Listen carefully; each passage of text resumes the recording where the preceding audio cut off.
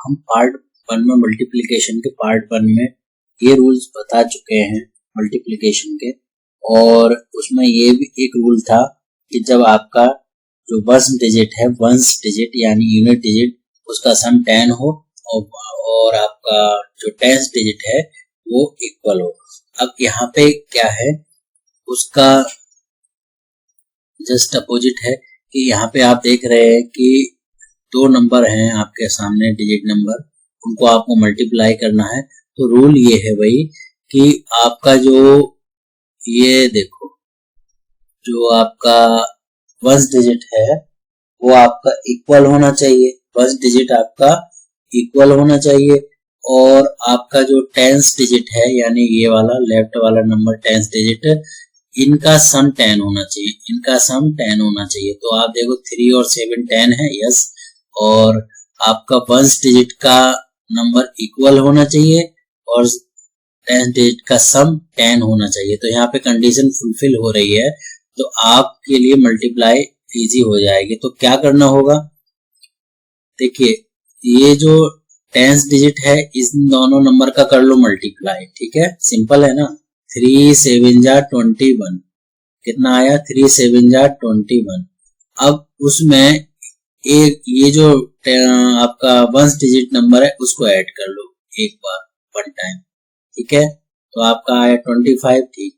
अब जो राइट वाले जो नंबर हैं, जो राइट वाले जो नंबर हैं यानी कि वंश डिजिट वाले, इनकी भी मल्टीप्लाई कर लो, 4 4 जा 16, तो आपका आंसर आया 25 16, ये आपका आंसर हो चुका है।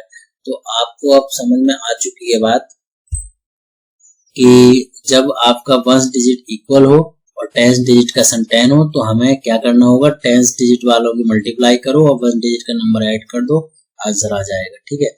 अब यहाँ फिर से देखो ये वाला जो नंबर है, ये जो नंबर है इसमें आपका वंश डिजिट इक्वल है और टेंथ डिजिट क्या है आपका सम 10 है, 2 और 8 10 होता है, ठीक है।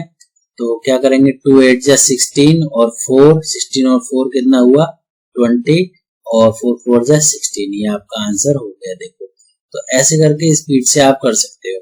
अब चलो अब बताओ डायरेक्ट इसका क्या होगा, 8 8 जा 64, ठीक है, और 6 4 जा 24, 24 में 8 ऐड करो 32, आपका आंसर हो गया, ठीक है।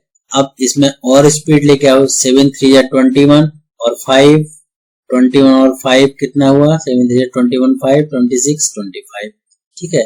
तो ये तो बताने के लिए मैं आपके साथ टाइम ले रहा हूँ, वरना आप डायरेक्ट जब आपकी कैलकुलेशन आ जाएगी तो आपको पता है कि आप कितने स्पीड से कर दोगे, ठीक है। तो कोई भी एक ऐसा नंबर हो जो आपका मल्टीप्लाई करना हो, जैसे आप मान लो यहाँ पे आपने लिया 82 लिया, ठीक है, और यहाँ पे 20 आपका 2 हो गया, 22 हो गया। अब इसे मल्टीप्लाई करना है तो रूल तो वही हो गया कि आपका ये इक्वल है और इन दोनों का सम 10 है। तो 8 2 जा 16 और 2 18 2 2 जा 4, ठीक है। जब सिंगल डिजिट आएगी मल्टीप्लाई करके तो आप क्या करिएगा, 0 लगा दीजिएगा, ठीक है। तो आपने समझ लिया ये।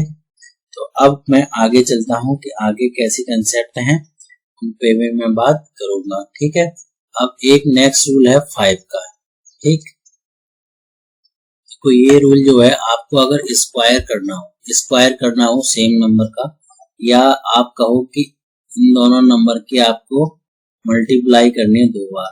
अब रूल ये है कि आपका जो 10th डिजिट है और 1st डिजिट में क्या करना है, ये दोनों इक्वल होने चाहिए और आपका जो 1st डिजिट पर 5 होना चाहिए लिखा हुआ, 1st डिजिट पर 5 होना चाहिए, और जो आपका 10th डिजिट है वो इक्वल होना चाहिए। तो आप क्या करोगे, देखो ये जो 5 है वो तो 25 बन जाएगा, 5 जो है 25 बन जाएगा, ठीक। और अब लेफ्ट में क्या करोगे, 3 के आगे 4 आता है, 12 से मल्टीप्लाई, यानी कि इसके आगे जो नंबर आएगा, लेफ्ट वाले नंबर के आगे जो नंबर आएगा, 4 के आगे क्या आता है 5 25 25, आंसर क्या। नेक्स्ट देखो 5 के आगे, इस 5 के आगे क्या आता है 6, 5 6 या 30 और 25 इधर लगा दो।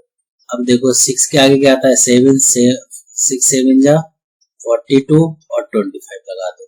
7 के आगे 8 आता है, 7 8 जा 56, 25 लगा दो। 8 के आगे क्या आता है 9, 8 9 जा 72, 25, ठीक है। और 9 के आगे 10 आता है, 9 10 जा 90, 25। तो आपने देखा कि ये रूल कब लगेगा, जब आपका 5 लिखा हो फर्स्ट डिजिट पर और लेफ्ट वाली डिजिट आपकी इक्वल हो, या ऐसे कह सकते हैं जब आपको स्क्वायर करना हो और जिसमें स्क्वायर ऐसे नंबर का करना हो जिसमें फर्स्ट डिजिट बोले या यूनिट डिजिट 5 होनी चाहिए, तब ये रूल लगाइएगा, वरना ये रूल नहीं लगेगा, फिर वो और कोई कॉन्सेप्ट हो सकती है, ठीक है। तो आगे अब नेक्स्ट बात करते हैं। अब यहाँ पे देखो आपका 44 मतलब 444 का स्क्वायर करना है। अब इसके लिए क्या रूल हो सकता है, अब आपको पता है ये नंबर ऐसे भी तो लिख सकते हैं 4 into 1 1 1 स्क्वायर, ठीक है, ऐसे भी लिखा जा सकता था ये नंबर, ठीक। तो इसको हम ऐसे लिख सकते हैं, फिर तो 4 4 16 और 1 1 1 का क्या बताया था 1 1 2 2 3, ठीक है। मल्टीप्लिकेशन के पार्ट 1 में ये रूल मैं समझा चुका हूं, तो आप वहां से आप इसको देखिएगा।